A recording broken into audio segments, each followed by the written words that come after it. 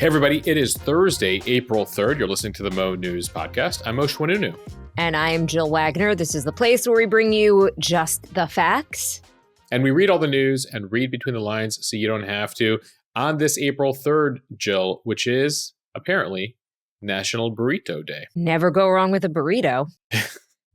You cannot. And apparently today, whether you're going to Chipotle, Taco Bell, Baja Fresh, pick your favorite Mexican Tex-Mex type place. Apparently there's a lot of deals today on Burrito Day. So, definitely go check it out and go get your favorito for lunch. All right, everyone, let's get to the headlines. April 2nd, 2025 will forever be remembered as the day American industry was reborn, the day America's destiny was reclaimed, and the day that we began to make America wealthy again. We'll break down President Trump's Liberation Day. He laid out sweeping tariffs, sparking a massive stock market sell-off on Wednesday. Yeah, it could be a pretty ugly day on Wall Street today. What's next and what it means for small business owners and consumers. The deadline for TikTok to be sold or shut down is days away, and we're learning more about which U.S. companies want to buy it, including Amazon. How much longer will Elon Musk be front and center at the White House? It appears it could just be a number of weeks before he goes back to his businesses full time. New York City Mayor Eric Adams' corruption case dismissed by a federal judge. Interesting words, interesting judgment here by the judge. We'll break it down. Mo News talks to a member of Congress about the push to get younger people to consider running for office by making rules more accommodating to young parents. Yeah, we got a lot of messages yesterday about that attempt to allow for remote voting for new parents in Congress. And so we spoke to one of the women behind the measure. The forecast in parts of the country is calling for catastrophic floods. We'll tell you where. And Chappell Roan says she doesn't know any happy parents. Is she wrong? People are very split on these comments, Jill. And Moshe is on this day in history. Your clue today, kid, there's heroes and there's legends. Heroes get remembered, but legends never die. All right, we finally know what President Trump had in mind as he's been talking about putting tariffs on foreign goods. Talking from the Rose Garden on Wednesday, the president declared April 2nd, quote, Liberation Day for U.S. trade policy, and part of his plan to make America wealthy again. So now for the highly anticipated numbers. First, Trump has put a baseline 10% tariff on U.S. imports set to take effect April 5th. They'll impact products from more than 100 countries. He also announced reciprocal tariffs on 60 worst offender countries that Trump says have unfair trade policies against the United States and charge tariffs on us. He says whatever they currently charge the United States, plus other practices he sees as unfair, the U.S. will charge them in turn. But the president says they cut that in half, and he described the approach as kind. So, Jill, I know we're about to play a little bit of the president here, reading some of those numbers off. As you play the clip here, note that some of the numbers here that Trump is noting aren't necessarily the tariffs they charge on us, but is a calculation this administration did that Wall Street was trying to figure out last night based on the trade deficit we have with countries. So in many cases, we buy more of their products than they buy of ours.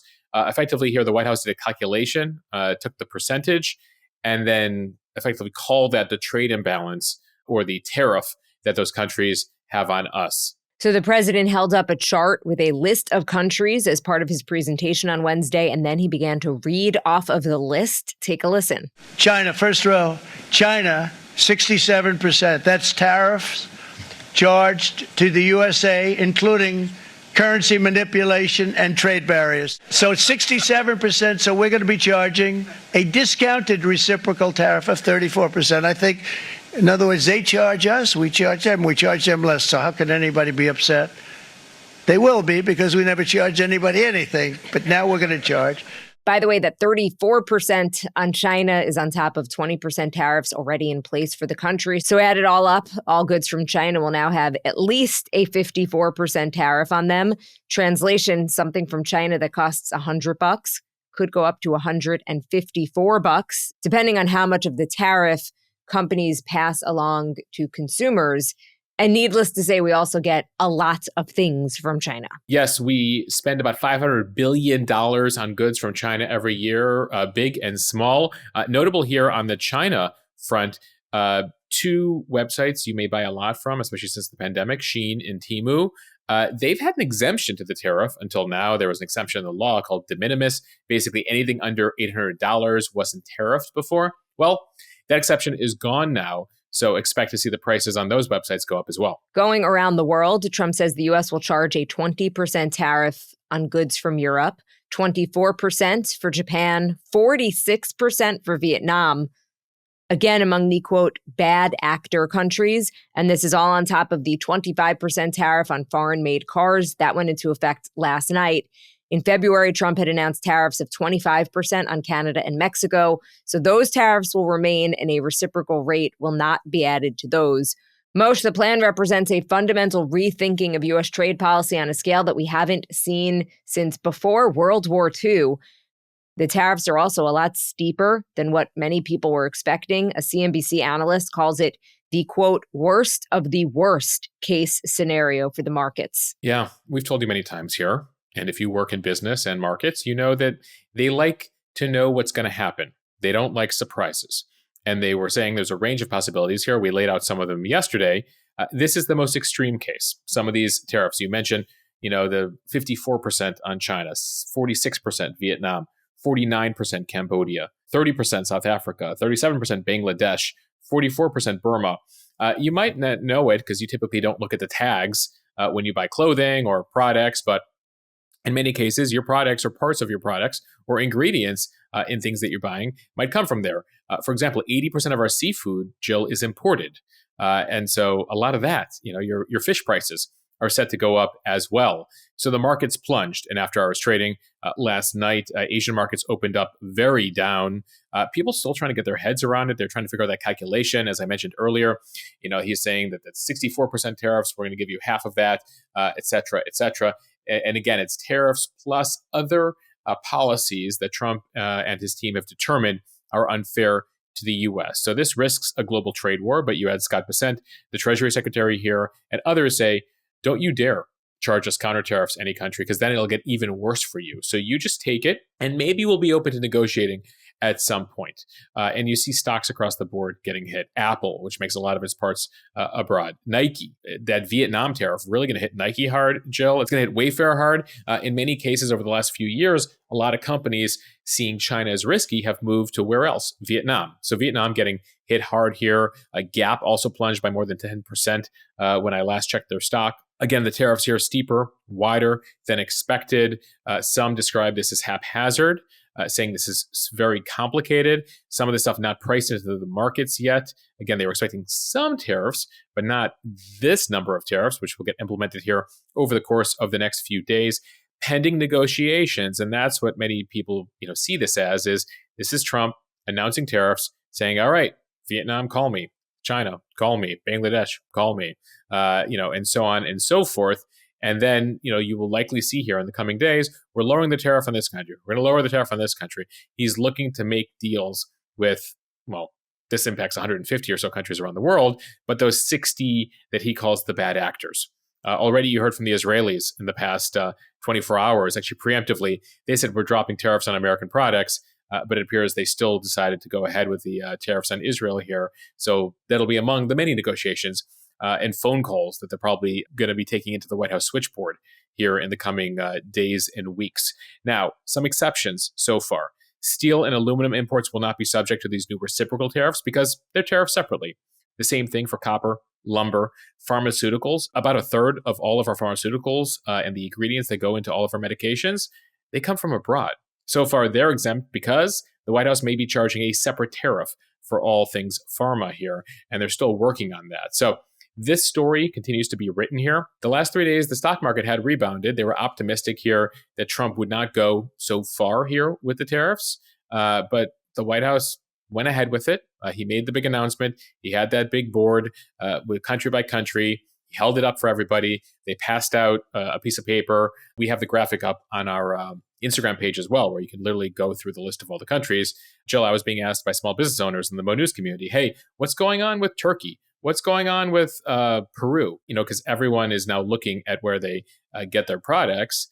And in many cases, they're like, listen, I would love to buy American, but this stuff isn't made here.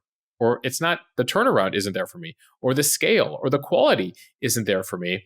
And that's the concern here, is some of these big box retailers, the Walmarts of the world, the Nikes of the world, the Amazons, they'll charge more. They'll be able to survive this as this transition happens. But Trump is saying, and his team is saying, this is the transition of the American economy. We want to get jobs back here, manufacturing back here. Some small businesses say, well, that might not happen for years, if ever. Even if you can make some of these products or you have the labor force for it, I can't survive that long.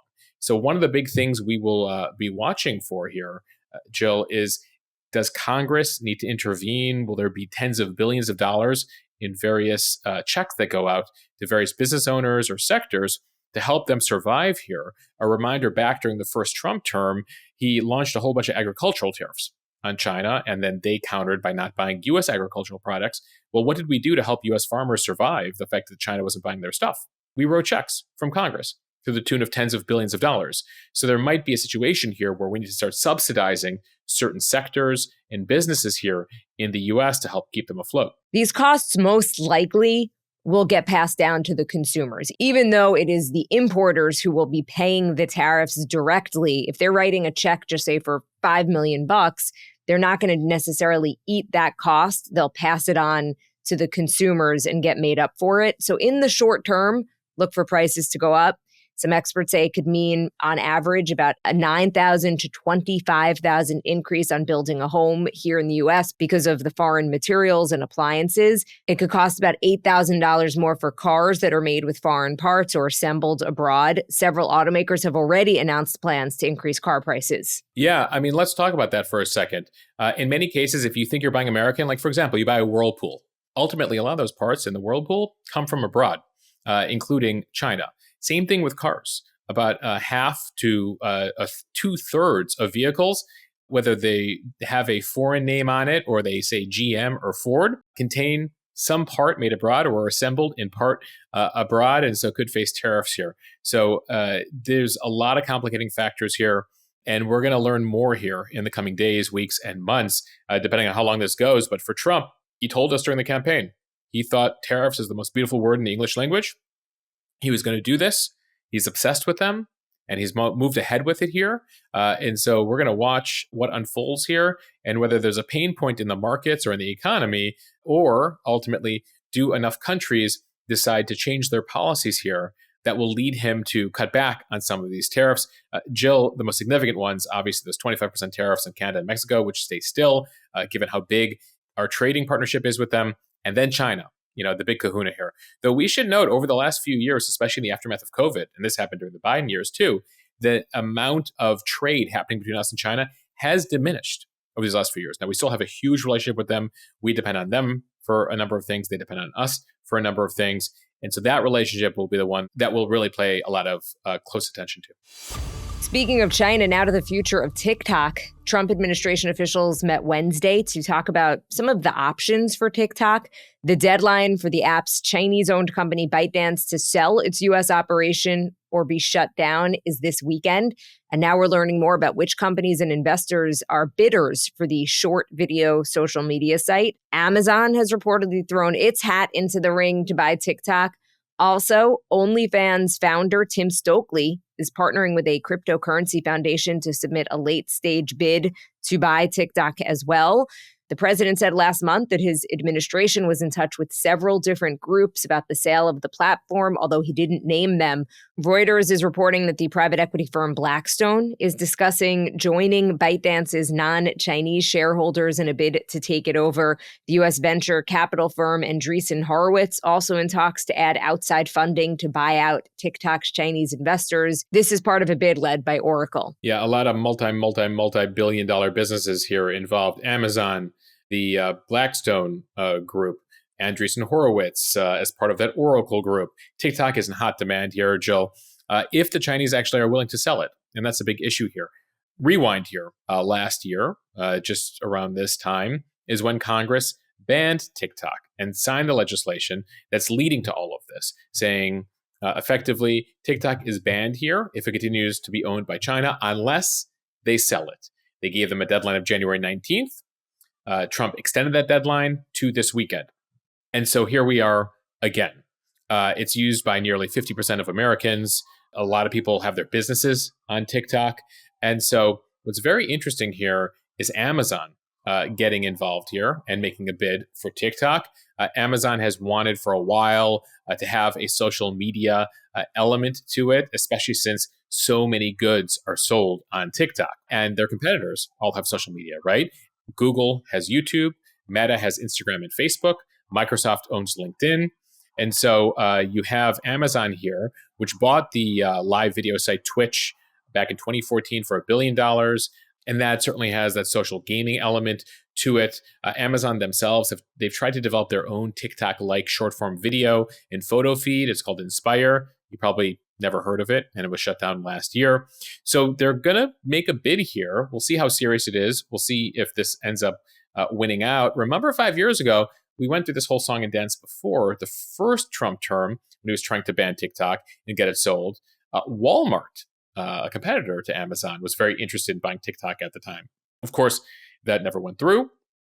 And so we sit here 5 years later. He's trying to make a deal. The big concern is that the Chinese government has too much influence and can potentially manipulate TikTok. So there's been concerns by Republicans and Democrats about Chinese influence through TikTok, hence the move to force ByteDance to sell. Now, ByteDance, sort of reinforcing the whole notion of the Chinese government control, needs Chinese government permission to sell. And China, until now, has said no, no, no. But we'll see if these other factors, the fact that these new tariffs were announced, I mean, all of this taken together, you can see this as one huge negotiation happening for Donald Trump with China. But the TikTok literally, again, Jill, in the words of Kesha, is on the clock. All right, time for the speed read from Politico. President Trump has told his inner circle, including members of his cabinet, that Elon Musk will be stepping back in the coming weeks from his current role. The president remains pleased with Musk and his Department of Government Efficiency, or DOGE, initiative, but both men have decided in recent days that it will soon be time for Musk to return to his businesses and take on a supporting role. Musk's looming exit comes as some Trump administration insiders and many outside allies have reportedly become frustrated with his unpredictability, and they increasingly view him as a political liability. That was apparent this week when a conservative judge that Musk vocally supported lost his bid for a Wisconsin Supreme Court seat by 10 points. Yeah, Elon went to Wisconsin. He wore a cheesehead hat. He spent $25 million on the guy. And it appears that a lot of the pushback I'm hearing from Wisconsin folks, including Republicans in Wisconsin, are like, I just don't like this guy. And so they do see him as a liability, but he's also been sort of a shield for Trump to take some of the wrath that people might have for moves being made by the administration. Be like, oh, Elon's sort of the face of that. Now, the fact that he's headed on his way out here, not a surprise. Remember, he has this status as a special government employee. That's a literal phrase for it, special government employee, that temporarily exempts him from ethics and conflict of interest rules. But it has a time limit on it, 130 days. That's set to expire at the end of May. So the fact that there's already a time limit on his status here reinforces that maybe it's time to go back to running SpaceX and Tesla and X and all his various companies there. But so far, it appears the Trump-Musk bond continues. You see them together all the time. He flies Air Force One. He goes down to Florida. He's at Mar-a-Lago. He's at the White House. We shall see what happens here. But nonetheless, cabinet secretaries probably counting down the days because they don't love the fact that Elon also tweets things out and says things in interviews that leads them to be asked about it. And Elon sort of just says something, says whatever comes to his mind, and that leads to issues for a lot of cabinet secretaries. And we've told you about the reports, Marco Rubio getting into it with him, other cabinet secretaries, pushing back on Elon Musk here. Now, Elon says, all my Doge work will basically be done over the next 6 weeks. We'll see what that looks like and what the less influential, less public role for Elon really looks like starting, it looks like, Jill, about Memorial Day. So TikTok on the clock for Elon Musk as well. Elon on the clock. Doesn't have quite the ring to it, but No. we can make it work. From the New York Times, a federal judge dismissed New York City's Democratic Mayor Eric Adams' corruption case Wednesday with prejudice. So that means the Justice Department cannot bring the case at a later date. Remember, the charges were first brought under the Biden administration, which alleged that Adams accepted gifts worth over $100,000 from Turkish citizens and at least one government official in exchange for favors. Adams pleaded not guilty to conspiracy, bribery, wire fraud, and other charges following last year's indictment. But then Trump's Justice Department announced earlier this year plans to drop the case temporarily, arguing that they felt the case was biased against him politically and would impede Mayor Adams' ability to help Trump with immigration policy and deportations. Right. We told you earlier this year that Trump's Justice Department said they still, though, wanted to be able to bring up the case later. They're going to drop the case against Adams. It was totally unfair, but he needs to do some work for them, and then they might bring it back at some point. Now, many people saw that plainly as quid pro quo, being like, well, this is the Trump Justice Department and White House basically holding it as leverage against him, essentially saying to Adams, we're dropping the case, do what we tell you to do, and then we won't bring the case back. Among the people who saw this whole deal, the ability to bring back the case at any point, as a problem, the federal judge. So in this very long decision that was released yesterday, he said that dismissing the case, as the Trump Justice Department wants, creates the unavoidable perception that the mayor's freedom depends on his ability to carry out the immigration enforcement priorities of this administration, and that he might be more beholden to the demands of the federal government than he is to the wishes of New York City residents, his own constituents. The judge adding here, everything here smacks of a bargain, dismissal of the indictment in exchange for immigration policy concessions. The judge noting that despite the fact this is a clear quid pro quo, he can't tell the federal government what to do. He says he's got limited powers, but the power he does have is to kill this case completely, not allowing the feds to hold this as leverage over Mayor Adams. So there have been a lot of people who've taken issue with this. You saw a number of federal prosecutors, including conservatives, Jill, who actually resigned instead of complying with this order to drop the case. Again, the judge here saying this smacks, this totally stinks to high heaven, but in my power, I can't do much besides kill the case completely. The next thing we're watching for here, Eric Adams and his re-election run. The polling right now showing Andrew Cuomo. Remember him? Well, the former New York governor running for mayor, he's killing it in the polls right now. He's got like 45%. Adams, last I saw, had like 6% in the polls. So there is a chance that Adams, when he loses the Democratic primary in June, just a couple months away, that he might run as an independent or Republican in the fall against Cuomo. So, sort of an Apollo Rocky situation. There'll be a couple rounds here. It looks like Cuomo is going to win the first film, and then we'll have the sequel in the fall. Okay, now to a follow-up on a story that we first told you about yesterday. 9 Republicans joined Democrats to prevent House Speaker Mike Johnson from killing a bill that would allow remote voting for new parents in Congress. Johnson has said that it is unconstitutional. He said the concern is that if you allow it for some situations, you're ultimately going to have to allow it for all situations. Yeah. Johnson's worried no one's ever going to show up to Congress to work anymore. Republican Congresswoman Anna Paulina Luna of Florida is the bill's sponsor. She used a procedural tool known as a discharge petition to force the House to consider a vote on the measure. She recently had a baby. She defied her own party in voting with Democrats because she feels that Congress needs to do more for young parents who serve in Congress. Proxy voting was widely used by members of both political parties during the pandemic, but Republicans sued to stop the practice and then ended it altogether when they took back control of the House in 2023. They say, again, it breaks with tradition and eventually would lead to a situation where no members show up. Moshe, on Wednesday, you talked to Representative Sarah Jacobs of California. She is a Democrat who also sponsored that resolution to allow proxy voting. So what did she have to say? So she was interesting. We actually reached out to Luna as well. She was unavailable. So we spoke with Sarah Jacobs. She's out of San Diego, mid-30s, one of the younger members of Congress. We should note the average age of the U.S. House these days is just under 60 years old, which, by the way, is spry compared to the Senate, where the average age is in their late 60s. So she wanted to just get a couple things clear. She's like, Speaker Johnson has used proxy voting like 40 times during COVID, number one. Number two, only 13 women in congressional history have given birth while they were serving time in Congress. So this whole idea that there's a slippery slope here, she's like, you're in charge of the rules. This is literally a rule for young parents in their first 12 weeks to be able to vote from home, and it'll be relevant to like a handful of us.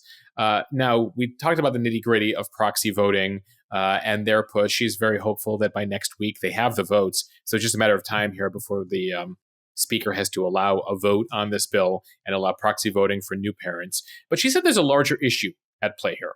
Again, she's in her mid-30s, and she's working on issues related to young people. And she says one of the issues we have as a country is that our legislators are so much older than the average constituent, than the average person in America. And so she actually talked about her partnership with Anna Paulina Luna. She's like, we agree on almost nothing.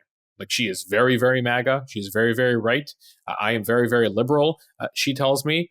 But there are a number of issues that we can work on together, partially because of our age, that are relevant to younger people. And by younger people, I mean people in their 30s and 40s. And she says that one issue they have right now is Congress is not a place that has a friendly schedule or is easy for people with young families. Jacobs mentioned, she's like, I got to go back home every weekend. I got to fly 5 hours back to San Diego and then 5 hours back to Washington. That's not conducive for a young person with a family. And so we need to, find ways to create a situation where younger people are willing to serve so we can start to get laws and issues covered here that will matter to younger people. Here's a bit of my conversation with Jacobs. What difference do you think it would make to have more young people in Congress, more young moms in Congress? What impact do you think that might have on policy? I think it will have a huge impact. So look, Anna Paulina Luna is our Republican co-lead on this. We don't agree on a lot of things, but there are a lot of things we agree on, in part because we are young women, right? So she cares a lot about increasing access to fertility treatment for service members, for instance. So do I. That's something I'm working a lot on in the Armed Services Committee. We're working together on, beauty products and food safety, right? Just like some things that maybe some of our colleagues don't understand or don't care about because they're older, but that we really do. Are there other things, now that you have a few terms under your belt, that you think can be done realistically to get good people with good ideas in there who are under the age of 65? So first of all, I will say I was one of those people. I never thought I'd be running for Congress. This was not in my 5-year plan. And so what I will say to folks is that, I know sometimes it seems like this horrible cesspool, and why would you want to put yourself in that position? But actually, it's only going to get better if we get more good people to opt in instead of all of the good people opting out because it seems so horrible. But there's a lot we need to do to make it easier for young people to run for office. Campaign finance reform, some of these things like proxy voting, making it, our schedule in Congress is not very conducive to young families, right? So we could change how we do voting weeks and stuff. It's very in the weeds, but there's a lot we can do to make it easier for young people. I think a big part of that would be campaign finance reform, because often what I hear from young people is that part of why they don't feel like they can run for office because they just don't have access to the kind of fundraising networks they feel like they would need to be successful. Jill, it's a very interesting argument. And she tries to make a case here that for all of the negativity of Congress and all the stuff that, everyone's like, I would never want to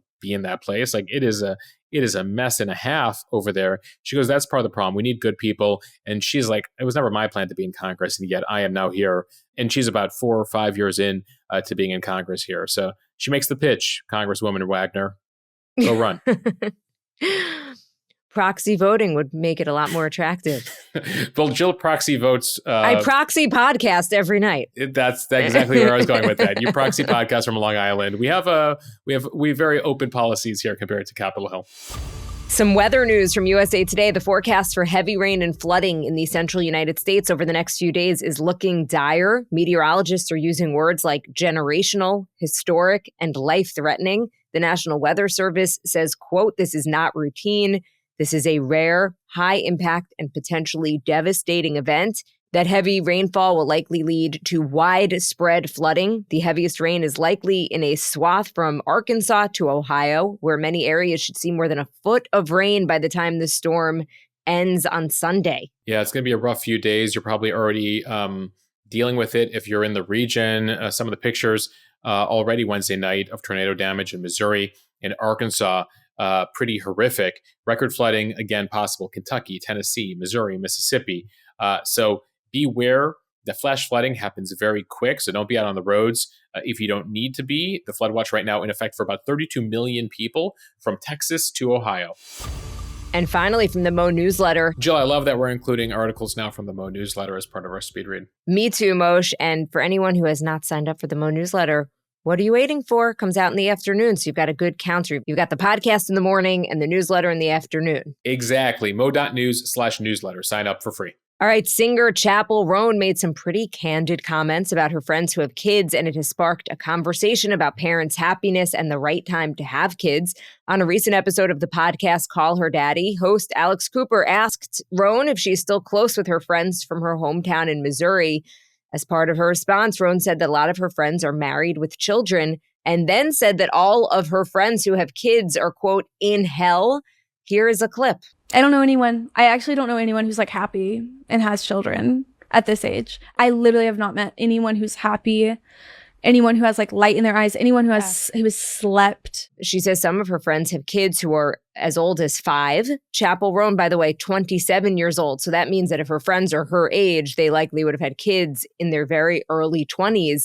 And I mention age because studies show that a person's age and their kid's age have a lot to do with happiness. Yeah, it's interesting. The responses really fall across the spectrum here. People who take immediate offense, being like, I love my kids. I have never been happier than being a parent. And others who are like, she makes a good point. Those first few years, really rough, especially if you're a young parent in your 20s versus, those who become parents in their 30s or 40s.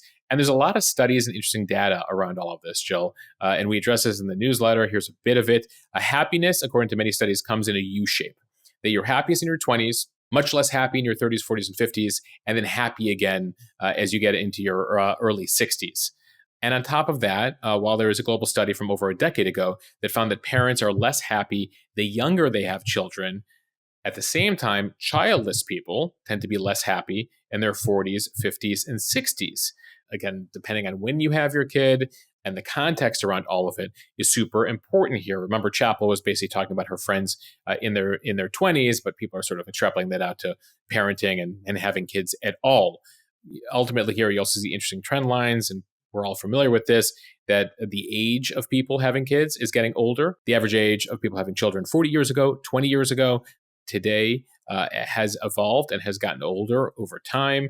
And there have been a number of challenges here that are creating stresses and might have a bit to do with it. We talked about screen time, of course, being part of it in a study that came out in the last few days. We talked about it on the podcast. Also, the cost of raising a child has gotten much more expensive. And then there's childcare policies. Here in the US, we don't have parental leave. We're one of like 5 countries left on earth without mandatory federal parental leave.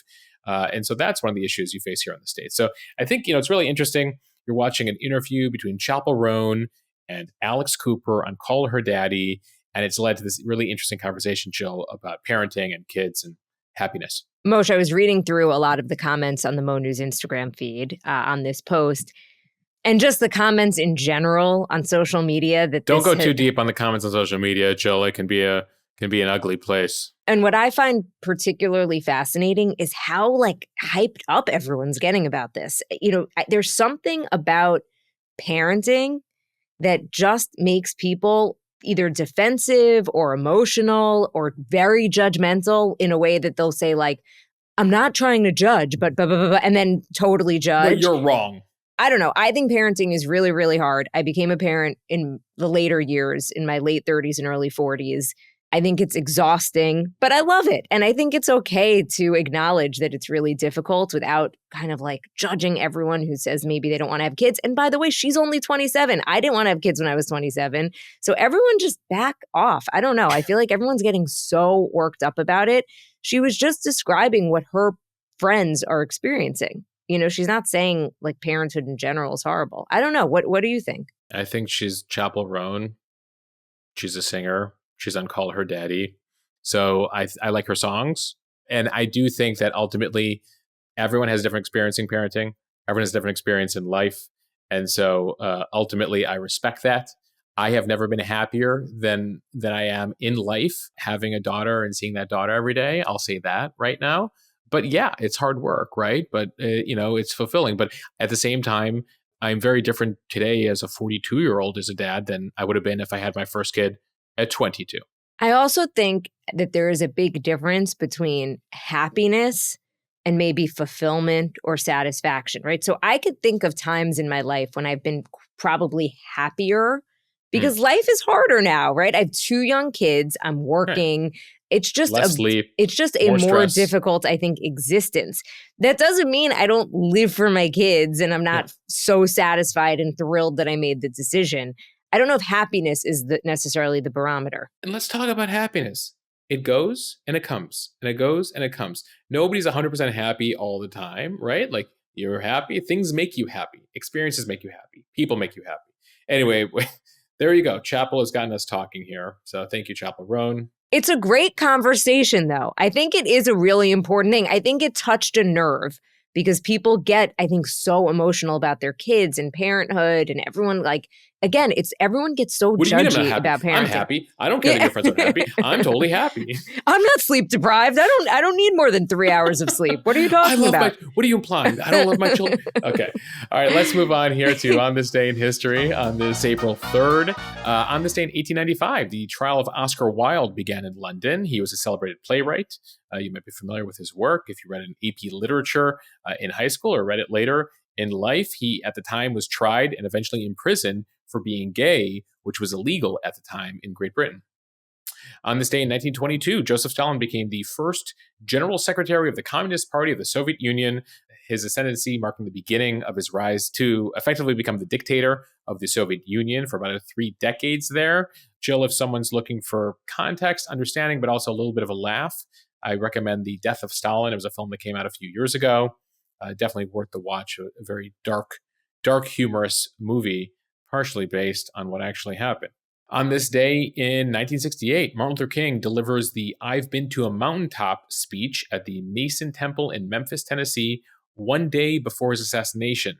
The speech, the night before he is killed, prophetic, really remarkable, Jill. One of the quotes, "I've been to the mountaintop. I would like to live a long life. Longevity has its place, but I'm not concerned about that now. I've seen the promised land. I may not get there with you, but I want you to know that we as a people will get to the promised land." So remarkable words there by MLK Jr. just a night before he was killed. On this day in 1973, a little technological breakthrough. The first mobile cell phone call is made by a guy named Martin Cooper. He's a Motorola engineer in New York City, dawning the beginning of the mobile communication era 52 years ago today. Speaking of technology, on this day 15 years ago, the iPad was released, Apple releasing the tablet for the first time, revolutionizing things. I think there were like a sense at that time that the tablet was going to be much more than we thought it was going to be. I think there are many parents who very much value the tablet these days. Still a remarkable breakthrough there by the folks at Apple. And Jill, the answer to your clue at the beginning, on this day in 1993, 32 years ago today, The Sandlot was released, a film about a young group of baseball players in the summer of 62 that again came out in 1993, where among the famous quotes is, "Remember, kid, there's heroes and there's legends. Heroes get remembered, but legends never die." Moshe, I don't think I could top that. I mean, these are the remarks of the Babe Ruth, in the film at least. Classic. All right, I think we end it there.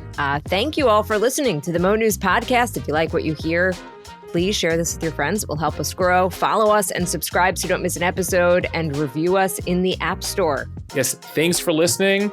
We head into Friday Eve today, so one more podcast this week. Jill, I'll see you in person in New York today. Yes, no proxy podcasting. No proxy podcasting. We're banning proxy podcasting on this Thursday. Thanks for listening to the Mo News Podcast. Have a fantastic day. I hope you enjoyed.